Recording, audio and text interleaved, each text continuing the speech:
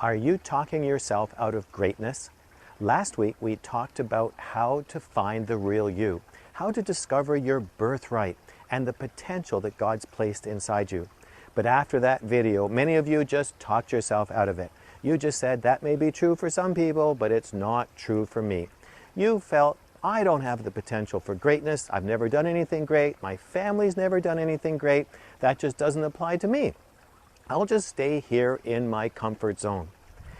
But look at the lives of the apostles. I mean, they were illiterate fishermen.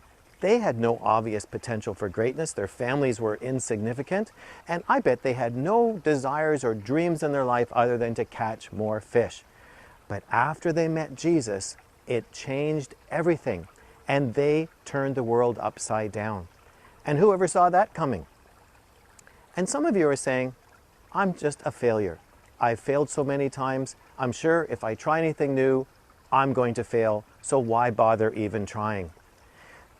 But if you're a child of God, your past does not any longer determine your future.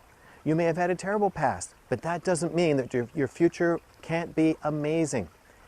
Also, look at the Bible heroes. Many of them failed spectacularly, but God picked them up, dusted them off, and they went on to accomplish great things.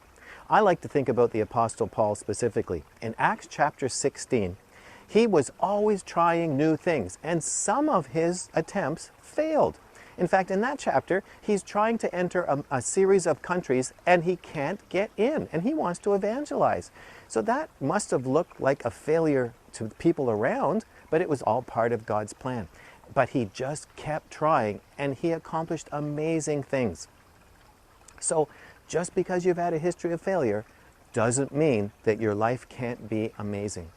Now, all these excuses that you've come up with not to move into your potential all come out of your emotional baggage, because the way you were raised, the lies that you believed about yourself shape your personality.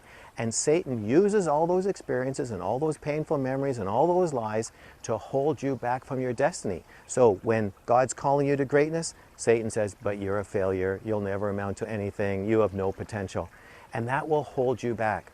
But God has placed in every one of us a gene for world-changing greatness.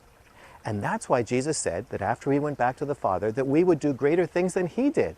It was because he knew that he had placed that potential in every one of us. But we would only be able to achieve that potential if we get rid of our emotional baggage and stop believing so many lies about ourselves that Satan knows will hold us back.